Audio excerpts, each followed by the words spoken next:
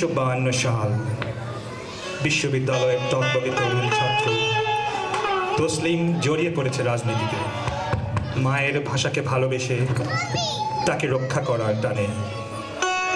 তার আরেক ভালোবাসা সালমা, তসলিমের খালাতো বোন।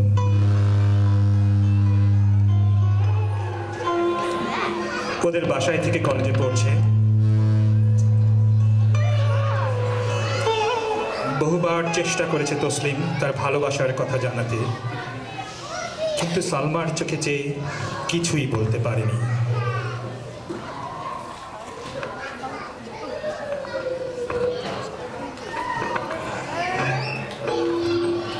এই সিদ্ধান্ত আমি মানি না, আমরা মানি না। রাষ্ট্রভাষা বাংলা চাই। কি হয়েছে?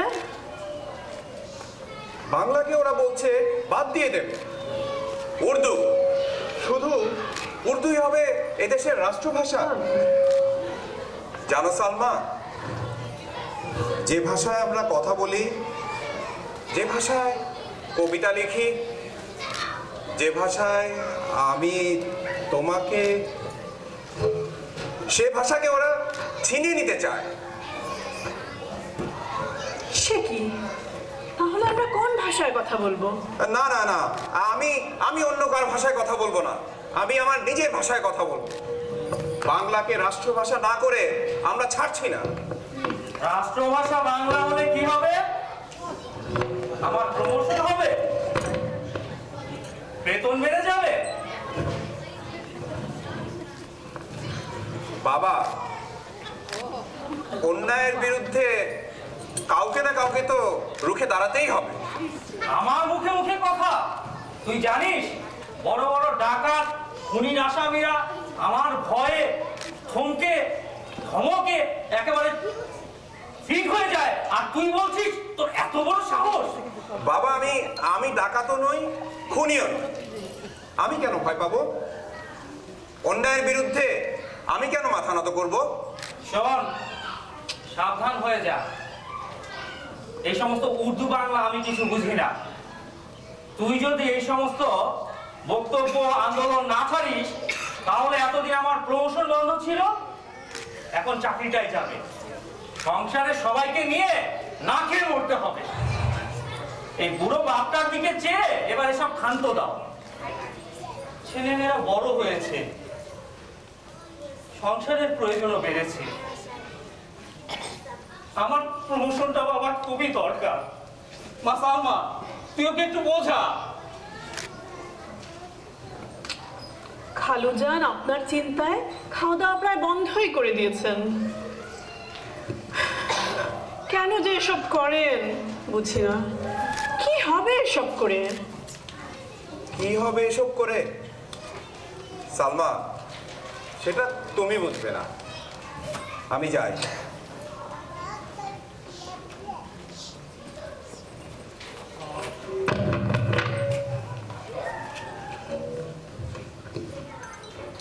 সব কিছুকে উপেক্ষা করে মিছিলের মানুষ তসলিম বারবার মিছিলেই মিশে যায়। ভাষার টানে পেছনে রেখে যায় তার ভালোবাসার মানুষগুলোকে, রেখে যায় সালমাকেও। মোদের গৌরব, মোদের আশা, আমরি বাংলা ভাষা। মাগো তোমার কোলে, তোমার বলে কতই শান্তি ভালোবাসা, আমরি বাংলা ভাষা।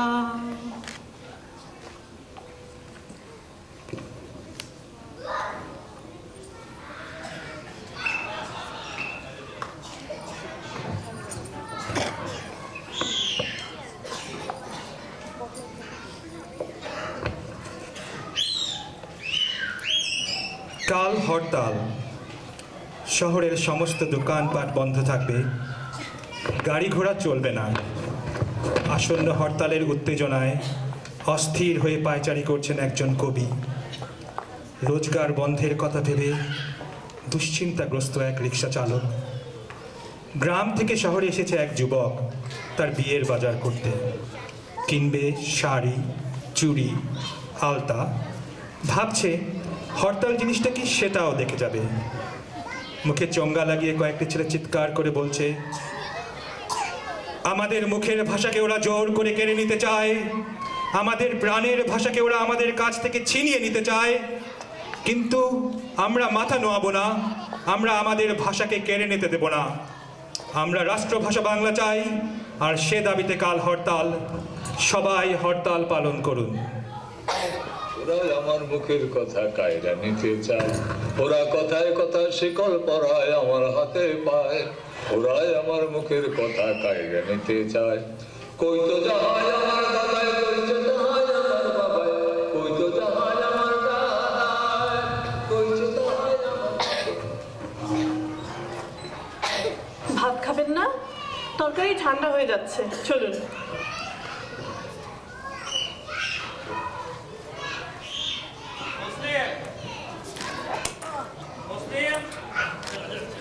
কি বাবা?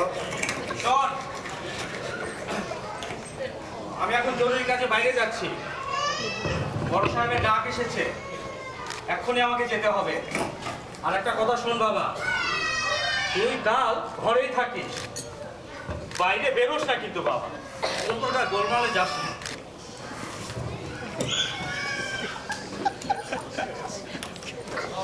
সালমা শোনো, তোমার সাথে আমার কিছু কথা ছিল। কি বলুন? কথাগুলো তুমি কিভাবে নেবে আমি জানি না, হয়তো তুমি রাগও করতে পারো। অনেকদিন ভেবেছি তোমাকে কিছু কথা বলবো, কিন্তু কখনো হয়ে ওঠেনি। কোনোদিনও হয়তো হতো না, তবে আজ কেন জানি না তোমাকে কথাগুলো বলতে ভীষণ ইচ্ছে করছে। বলুন তাহলে। না থাক, পরে শুনবো। না না সালমা, যদি যদি কাল কোনো অঘটন ঘটে, যদি আমি আর ফিরে না আসি। ছি, এসব কি বলছেন আপনি? এরকম অমঙ্গলের কথা বলতে নেই। চলুন খেয়ে নেবেন, চলুন, ভাত ঠান্ডা হয়ে যাচ্ছে। তাহলে কথাটা শুনবে না? না থাক, আজ শুনবো না, পরে শুনবো। সারা জীবনই তো পড়ে আছে। আমার হিয়ার মাঝে লুকিয়েছিলে, দেখতে আমি পাইনি, তোমায় দেখতে আমি পাইনি। বাহির পানে চোখ মেলেছি, বাহির পানে আমার হৃদয় পানে চাইনি, আমার হিয়ার মাঝে লুকিয়েছিল।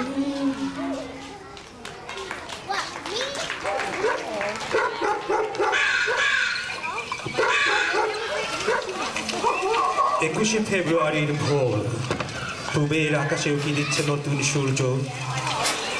দুটো কুকুর রাস্তার মাঝখানে বসে ঝগড়া করছে। কা কা স্বরে ডাকছে কাক। তসলিমের বাবা পুলিশ অফিসার আহমেদ সাহেবের আজ বড় ব্যস্ততার দিন। বড় কর্তাদের কাছ থেকে হুকুম এসেছে, যেমন করে হোক এই আন্দোলনকে এখানেই শেষ করতে হবে। বিকেলে অ্যাসেম্বলি বসবে, এমএলএরা সব আসবেন, তাদের আসার আগে পথ পরিষ্কার করে দিতে হবে।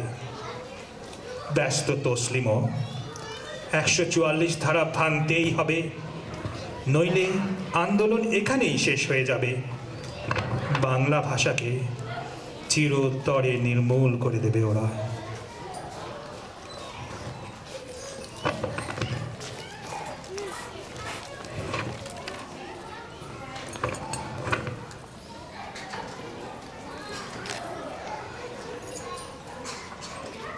আজ বাইরে না গেলেই কি নয়?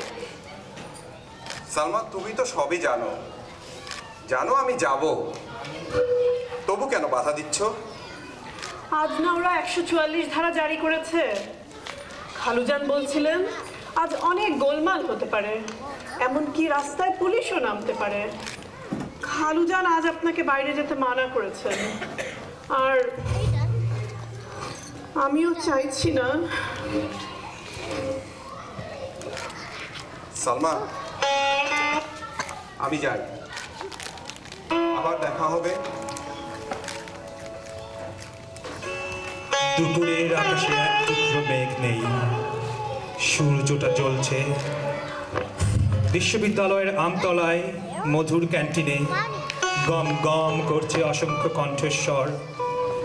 রাস্তায় ইউক্যালিপটাস গাছের নিচে সার বেঁধে দাঁড়িয়েছে অনেকগুলো পুলিশের গাড়ি। অ্যাসেম্বলির দিকে একটা মাইক্রোফোন লাগিয়ে বক্তৃতা দিচ্ছে তসলিম।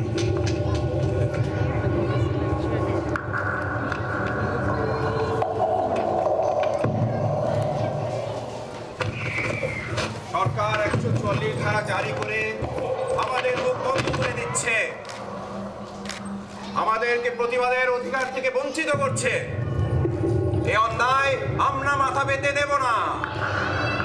আইন দেখিয়ে ওরা আমাদের শৃঙ্খলিত করতে চাচ্ছে, সেই শৃঙ্খল আমরা ভেঙে চুরমার করে দেব। গরু, ছাগল কিংবা ভেড়া নই আমরা যে প্রয়োজন মতো আমাদেরকে খোয়ারের মধ্যে বন্ধ করে রাখবে। কুকুর বেড়ালেরও একটা নিজস্ব ভাষা থাকে, কই তাদের মুখ বন্ধ করে দাও তো। ওরা কি তোমাদেরকে ছেড়ে দেবে? কামড়ে আঁচড়ে গায়ের রক্ত বের করে দেবে না? চলো আমরা এগিয়ে যাই। রাষ্ট্রভাষা, রাষ্ট্রভাষা, বাংলা চাই, বাংলা চাই, আমাদের দাবি, আমাদের দাবি মানতে হবে, মানতে হবে। রাষ্ট্রভাষা, রাষ্ট্রভাষা, বাংলা চাই, বাংলা চাই। আমি বাংলায় গান গাই, আমি বাংলার গান গাই, আমি আমার আমিকে চিরদিন এই বাংলায় খুঁজে পাই। এতক্ষণ বাতাস ছিল, কয়েক মুহূর্ত আগে তাও বন্ধ হয়ে গেছে। চুপ করে আছে মেডিকেলের কার্নিশে বসা কাকগুলো। হঠাৎ গুলির শব্দ।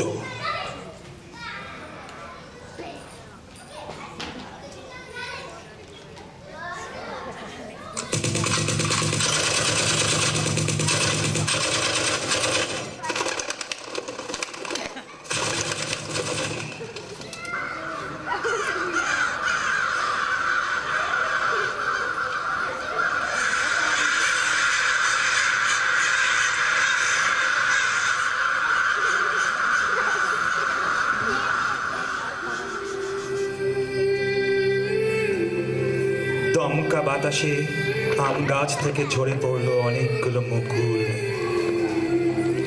ঈশান কোণ থেকে ভেসে এলো এক টুকরো কালো মেঘ। মেঘের আড়ালে মুখ লুকালো সূর্য।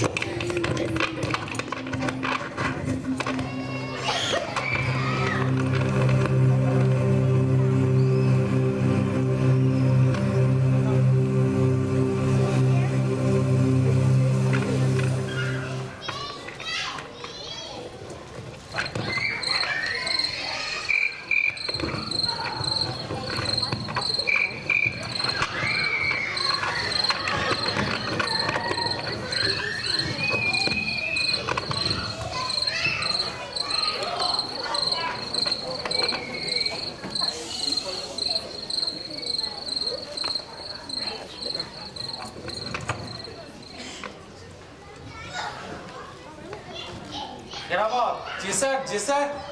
এই লাশগুলোর নাম ধাম ঠিকানা যদি কিছু থাকে লিখে নাও। স্যার কোথাও তো কিছু পাওয়া যাচ্ছে না, তবে একজনের কাছে একটা পুটলি পাওয়া গেছে। পুটলি? যেই পুটলিটার মধ্যে একটা শাড়ি, মনে হয় বেনারসি শাড়ি, এক গাছা চুড়ি আর এক শিশি আলতা ছিল। স্যার ওগুলো দিয়ে কি করবো স্যার? রেখে দাও, কাল অফিসে জমা দিয়ে দিও। আর শোনো, লাশগুলো তাড়াতাড়ি ট্রাকে তুলে নাও, এখানে বেশিক্ষণ অপেক্ষা করা ঠিক হবে না। দৌড়াবার আগেই আজিমপুরে কবর দিয়ে দিতে হবে। এতদিন প্রমোশনটা আমার বন্ধ ছিল তসলিমের মূর্খতার জন্য। আজ যদি আমি কোনোভাবে সামলে নিতে পারি, তাহলে নিশ্চয়ই সরকার বাহাদুর আমার দিকে মুখ তুলে চাইবেন। স্যার স্যার লাশগুলো আরেকবার দেখবেন কি স্যার? প্রয়োজন নেই। তাই দেখি তোমার হাতে ওটা কি? জি, জি স্যার। দেখি এটা তো স্যার, এটা এই ঘরে তুমি কোথা থেকে পেলে? এটা তো টসটা দাও তো।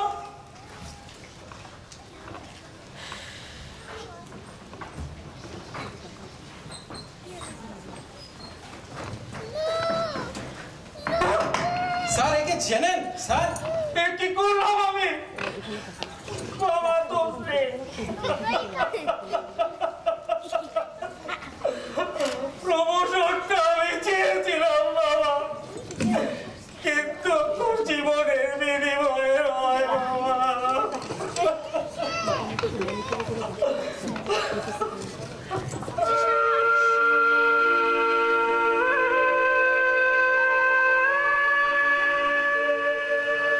মাগো আমার যে ভাই জীবন দিয়ে শহীদ হলো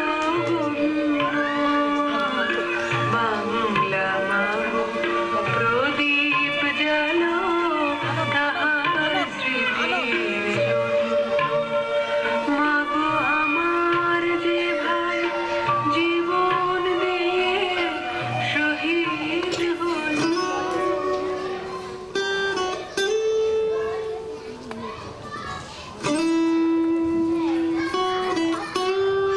আজ 21শে ফেব্রুয়ারি। অনেক বছর আগে এই দিনে আমি হারিয়েছিলাম তসলিমকে।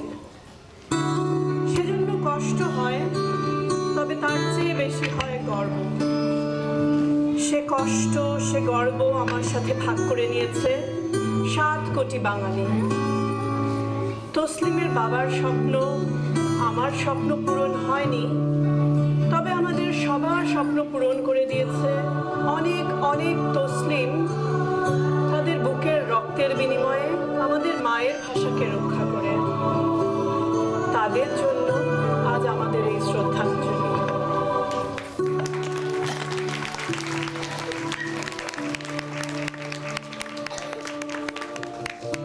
আমার ভাই রবে রাঙানো 21শে ফেব্রুয়ারি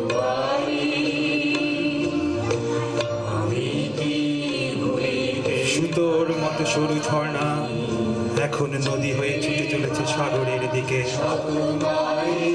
জনতা এখন এক বিশাল সমুদ্র, নগ্ন পায়ে এগিয়ে চলেছে শহীদ মিনারের দিকে। ইউক্যালিপটাসের পাতা বৃষ্টির মতো ঝরে পড়ছে মাটিতে। প্রতি বছর অজস্র পাতা ঝরে, তবুও ফুরোয় না 21শের স্মৃতি।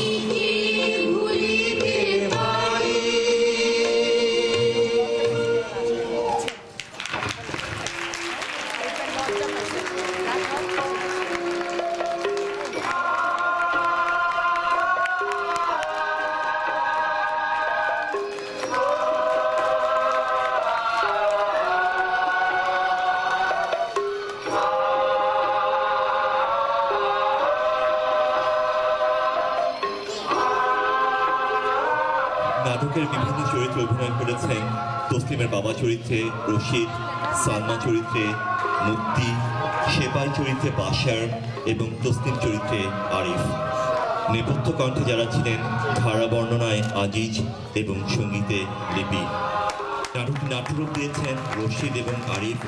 সঙ্গীত সমন্বয় ও নাটকের নির্দেশনায় ছিলেন আরিফ।